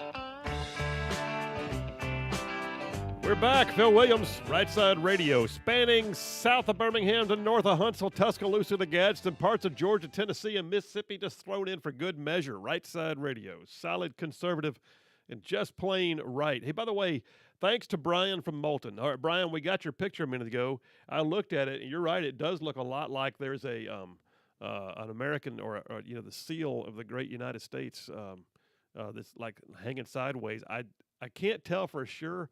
What I'm hoping that is, Brian, is it might actually be a flag with a seal on it hanging on a pole, which would make the seal kind of drape sideways. But the flag, if it was pulled out, would be correct. That's what it might be. Either way, you just never can tell. But Brian, thanks for the heads up, and we got your picture, so thank you for that. You want to call in, folks? We will take it. It is the number here is 833-68-RIGHT. That's 833-687-4448. Rightside Radio's studio line. Calls are already coming in again. We'll take those calls. Let me tell you, there's a few details about the killing of Ayman al-Zawahiri that I find interesting. First of all, I totally get the idea that you want to confirm the target. And keep in mind, by the way, when Biden pulled us out of Afghanistan, and I don't mind the fact that the war in Afghanistan is over. It had to end at some point. I mean, I've got family members on active duty who were children when 9/11 happened, who had the opportunity to go to the same war that I went to because it was lasting so long. That being said, come on. The way we pulled out, totally, recklessly, fecklessly, left a vacuum. And that vacuum was going to get filled by something or someone. And what happened? The Taliban. Taliban just totally marched right back in and took power, overthrew the government, and I'm talking within days, they were marching across the country. So the Taliban took charge, and oh, by the way, Al-Qaeda apparently came back in. Well, we were told at the time that we were looking at, over-the-horizon capability. We were told it'd be okay. We can use over-the-horizon capability with drone. You know how far away a drone has to fly now? Literally hours to get there. Okay. The argument may be now, see, we told you. I'm going to say back, see, yes and no, because there is no way in a city of 4.4 million people that you were able to get the actionable intelligence you needed to target Zawahiri the way you did without having somebody on the ground confirming it. And so those assets had to do their job on the ground so the over-the-horizon capability could function. And then, oh, by the way, you had to have bomb damage assessment to see whether or not there was a confirmed kill that could, oh, by the way, hopefully be forensically determined and not just left hanging like we think we got him. So there's assets on the ground. They might be, local nationals who are working with us, who worked with us in the past, and we still have their capabilities. It might be someone we inserted for that opportunity, or it might be both. All I know is this. You will never have the full value of the capability to take out your bad guys without actionable intelligence and boots on the ground that come from having people there. Period. All right, I got a call on line. Is that Allie? Yeah, line 1, Allie from Athens. Hey, Allie, how you doing today? Hey, Colonel, I am well. I just have a couple of comments on what you were just discussing. I remember the day in Baghdad when they took out al-Zarqawi. Yeah. And that bomb shook the city. I was in our MWR tent, and a Terp, an interpreter that I had the privilege of leading to the Lord, came running into the tent and said, "We got him." Wow. And the after-action report made it very clear that it was human intelligence, which it almost always is. Yep. Almost always an inside job. It was the same with Uday, with Qusay, with Saddam. I mean, he was in the Spidey hole for 5 months, and then he wasn't. And I think perhaps some of it, humans, I don't care how determined they are and how committed they are to a particular ideology, and one that is bent on destroying other humans, you can't keep that up forever. There's going to come a time when you're going to make a mistake, when you're going to get lax. And I just kind of have a feeling that what goes around comes around, and if you're going to live that kind of lifestyle, if you're going to live by the sword, buddy boy, you are going to die by some form of the sword. Well, it certainly happened in this case, and I, I said earlier, I'm not sure if you heard the monologue or not, but it doesn't matter to me what administration, what political party was at the helm when the trigger was pulled. I'm glad it finally was. I'm sorry it took 20 years. I have some concerns about a few aspects surrounding the storyline, but in the end, assuming they have a true confirmed kill, I am glad he's gone. Period. Me too. Yeah. Well, every time I tell you what, it's amazing to me how many stories you've got of personal interaction with things that deal with the topics at hand. Your time over there was pretty significant, I would say. I would agree, and there's no way, that I was trained for that. I just honestly happened to be at the right place at the right time and had the opportunity to hear stories and listen to people. Yeah. And that's how I got to learn what I learned, and I am forever grateful. Well, Allie, we're grateful for you, and we're going to have you on the show sometime soon. So thank you for your time. Good, sir. All right. Sounds good. All right, Allie, you take care. Have a great day, my friend. All right. Listen, I mentioned that there were several things about the storyline surrounding the death of al-Zawahiri that I find interesting. All right. Ayman al-Zawahiri was the head of al-Qaeda. After the SEAL team took out bin Laden in where was that, Abbottabad? After they took out bin Laden, the second in command was Zawahiri, who then assumed command of al-Qaeda. As recently as the last several weeks, apparently, intel sources say that he has been issuing video statements to his followers around the world, encouraging them to strike at Israel and the United States. So he's not been satisfied with his legacy thus far. He wanted more. He wanted more death and destruction. And by the way, you need to remember too that he was not just the architect of 9/11. He was also the architect of the USS Cole bombing. So here's a piece on this. Who is Ayman al-Zawahiri? He was 71 years old. He was a doctor. He was also the founder of the Egyptian Islamic Jihad terror group. He merged with al-Qaeda later. He's like I said, a trained medical doctor, 71 years old, listed on the FBI's most wanted terror list. He was also not only an Egyptian-born terrorist, he helped plot the September 11th terror attacks, but he was also wanted in connection with the 1998 U.S. embassy bombings in Tanzania and Kenya, as well as the 2000 attack on the USS Cole in Yemen. The embassy bombings alone killed 224 people, including 12 Americans. 4,500 other victims surrounding that. And then the attack on the USS Cole killed 17 U.S. sailors. So then you have 9/11. Thousands died. Then you have, because of 9/11, the sparking of the global war on terror, where thousands and thousands and thousands died. So this man has got blood on his hands going way back. Well, the interesting piece of this is some of the ways in which the decision-making took place. I'm going to tell you about that in just a minute, but let me do this first. I got a call. Yeah, it's Jeff from Indiana. Jeff, how you doing today, brother? Doing great, Bill. Good. What's on your mind, man? Hey, I'm wondering how do you sneak a non-stealth drone in, over in the daylight, and nobody sees this thing coming in on radar or anything else? Well, the Taliban are still Neanderthals. They're not great at running radar.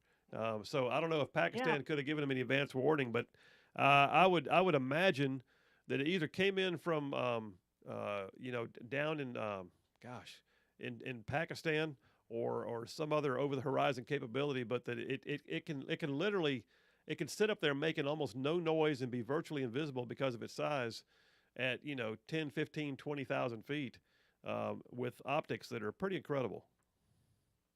Yeah. But still, I would think, they surely got heck, they got all over billions of dollars worth of our equipment. I know they've got radar.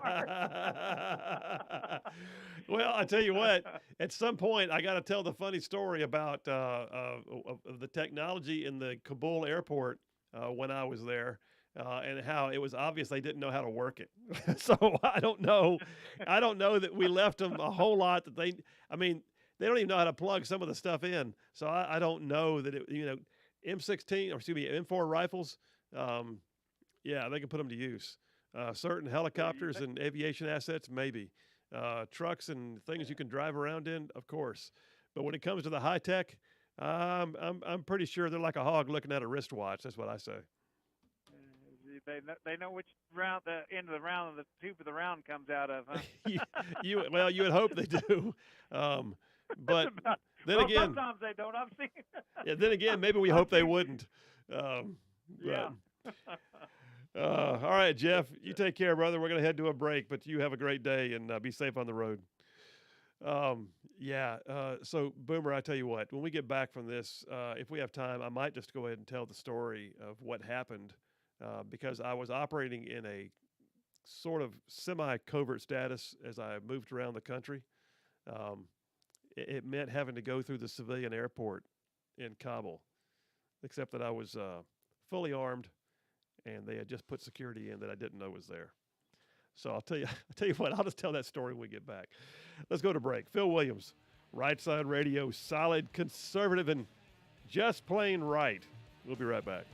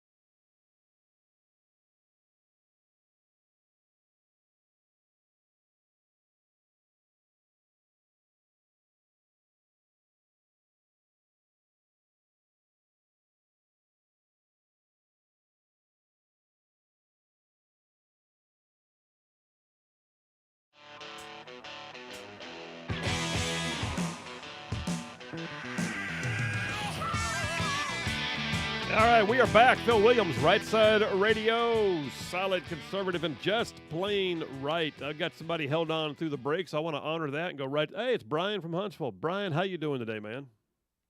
Doing well, and happy not a Monday too.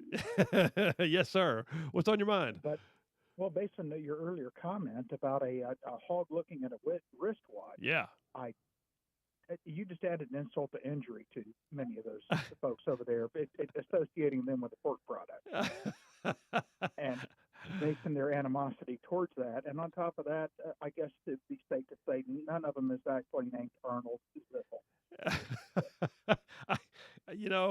I had not. You just parsed my words out for me. I did not realize I had just literally commented that deeply into their lifestyle. But I just wanted to throw it out there, and you have a blessed day. You too, Brian. Take care, bud. What was the story I said I was going to tell? Oh, yeah. So, all right, now that I opened the door for it, I got to tell the story. So, by the way, Boomer, I only got through the first dipper. Just one of the dippers. Sort of. I mean, literally, I've got a stack of highlighted papers here that I haven't. There they are. That I haven't even gotten to really about the first dipper. So technically, I did half a dipper. Half a dipper. I got a half a dipper. But lots of good stuff. It was a great show. Yeah. But yeah, so 2002 in Afghanistan. So I literally where I was, it was a weird deal. So we operated in a and we were military, obviously, but we operated in a civilian capacity. Drove civilian vehicles, had a beard, you rode horses. Our supplies got airdropped into us. It was craziness. But that being said, every once in a while, you got to come in from the field. You got to go see somebody at headquarters for whatever reason. And so sometimes the way we would do that, the United Nations, there were certain NGOs, non-governmental organizations, that were doing aid in places around the country. And if you could figure out when their aid flights were, well, almost all of the aid flights were, former pilots for the military. And they liked us. You slip them an MRE or, challenge coin or something like that. And they're like, yeah, too right, bloke, get on the plane. So you get on wearing civilian clothes, but you're strapped down, right? I mean, you got stuff on. So I had already been down to Kabul once on this puddle jumper flight, and these guys flew like barnstormers, man. I mean, like it was like an e-ticket at Disneyland. When they did a combat landing into where were we? Badakhshan province or someplace. They came screaming in from 5,000 feet like we were doing like a Stuka dive bomber from World War II. And then pulled up and landed. And I was like, oh my gosh. I've jumped out of airplanes, but I was about to jump out of that one without a chute. But these guys were great. Well, there was one time when I flew down, and you'd fly into the Kabul airport and pretend you're a civilian aid worker and then find your way to headquarters. And, okay, that was high adventure in itself. But there was one time when I got down there, and I caught the ability to get the aid flight back to the northern part of the country where my team could pick me up. And so myself and one of the guys on my team would go to the airport, and they've put security in. I'm like, what? This is freaking Afghanistan. Why is there security? I mean, what the heck? So I'm sitting here thinking, I am right now on my person. I am carrying a Beretta 9mm, 2 extra clips, 3 knives, and several other things. All right, so I am not going through airport security without setting something off. So I get up to the counter, and so the first thing I did was I reached behind my vest I was wearing, and I pulled my 9mm out, and I slipped it into the front flap of my backpack that I was carrying. I had this kind of civilian urban style backpack. Anyway. And then I turned it upside down so the pistol was furthest away from the down-looking X-ray. And it goes sliding through, and I can't see anything. And I'm looking up there, and it's like one giant mass of I can't see anything. It dawned on me, you know why? Because I had what's known as a VS-17 panel. It's a panel that we use to signal aircraft. It has reflective capacities. It's designed for them to see it with IR lights and stuff at night, or to see it during the day. It was very reflective. It was reflecting the X-ray. You couldn't see anything in my bag, so the pistol was not visible. So there's 2 clips and a 9 mil in the bag, and you can't see it. And it's sliding through, and I'm thinking, cool. And then I looked over and realized, holy crap, they've got a metal detector. Well, I'm still carrying knives, and I've still got an extra clip on my belt. And so I step through, and it doesn't go off. I'm like, what? How can that happen? I look over, it's not plugged in. It's not plugged in, dude. They don't have the thing plugged in. So now, so far, I've gotten through. Things are well. All of a sudden, though, in the side outside pocket of my pack, which had just gone through the line, he stops it. And in broken English, the guy goes, oh, what's this? What's this?